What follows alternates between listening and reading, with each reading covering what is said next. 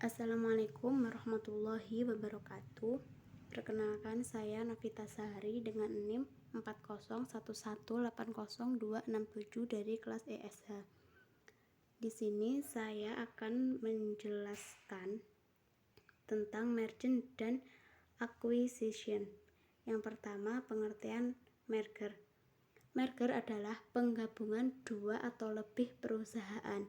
Biasanya hanya satu perusahaan yang tetap ada, sedangkan perusahaan lainnya akan hilang. Sedangkan acquisition atau akuisisi adalah pembelian perusahaan oleh perusahaan lainnya, baik dilakukan secara tunai maupun dibayar menggunakan saham perusahaan yang membeli tersebut. Yang kedua, sebab-sebab terjadinya merger yaitu law of diminishing return atau hukum tambahan hasil yang semakin berkurang, yaitu bahwa pada tingkat output tertentu maka peningkatan output akan mengakibatkan biaya bersatuan output. Yang ketiga, jenis-jenis merger. Yang pertama, horizontal merger terjadi apabila perusahaan menggabungkan diri dengan perusahaan lain dalam jenis biaya yang sama. Contohnya, perusahaan penerbangan Garuda dengan perusahaan penerbangan Kitilik. Yang kedua, vertical merger terjadi penggabungan perusahaan yang memiliki keterkaitan antara input, output maupun pemasaran. Contohnya, perusahaan pembuatan pakaian jadi atau garment bergabung dengan perusahaan tekstil. Yang ketiga, conglomerate merger, yaitu penggabungan dua perusahaan atau lebih yang sejenis atau dalam industri yang sama maupun tidak ada keterkaitan supplier tetapi saling membutuhkan antara perusahaan yang satu dengan perusahaan yang lain. Contohnya, perusahaan perhotelan bergabung dengan perusahaan pencuci pakaian. Yang terakhir yaitu conglomerate merger, yaitu penggabungan dua atau lebih perusahaan dari industri yang berbeda yang tidak ada kaitannya antara satu perusahaan dengan perusahaan lainnya. Contohnya, perusahaan pengeboran minyak gabung dengan perusahaan industri alat rumah tangga, gabung dengan perusahaan real estate, dan lain-lain.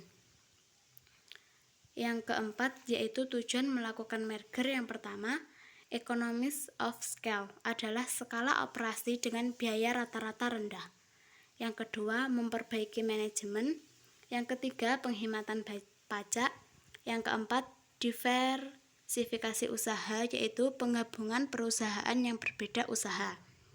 Yang kelima, yaitu manfaat merger.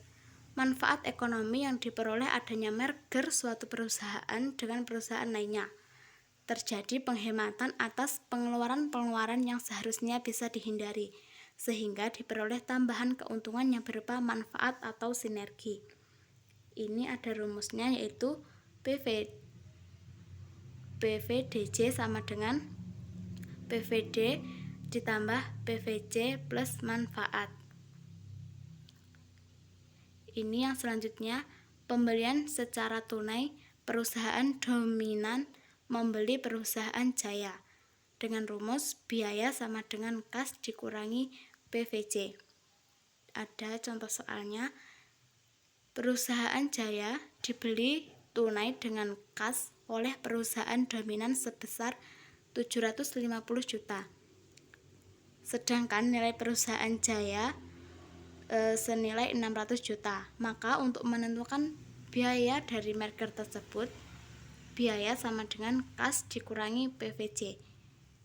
Kasnya 750 juta dikurangi 600 juta.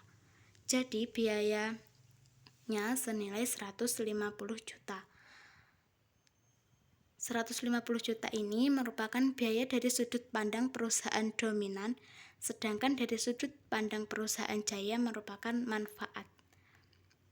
Yang selanjutnya yaitu pembelian dibayar dengan saham dengan rumus biaya sama dengan PVDC dikurangi PVJ. Yang keenam, menentukan net present value dari merger dengan rumus NPVM sama dengan PVDC dikurangi PVD ditambah PVJ dikurangi kas dikurangi PVJ. Dengan contoh soal, PVDC-nya senilai 500 miliar dikurangi 5 miliar ditambah 600 juta dikurangi 750 juta dikurangi 600 juta. 5 juta 9 miliar dikurangi 600 miliar dikurangi 150 juta. Jadi nilai MPVM senilai 150 juta.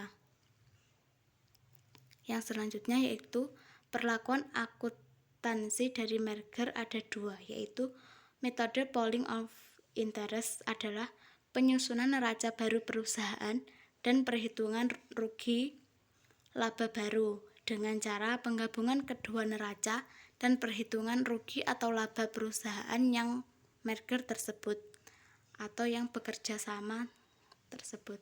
Yang kedua, dengan metode purchase accounting, menyusun neraca baru dan perhitungan rugi atau laba baru dengan melihat nilai pasar perusahaan yang masing-masing merger tersebut dengan menambah atau mengurangi angka-angka dalam neraca dan perhitungan rugi laba perusahaan-perusahaan tersebut.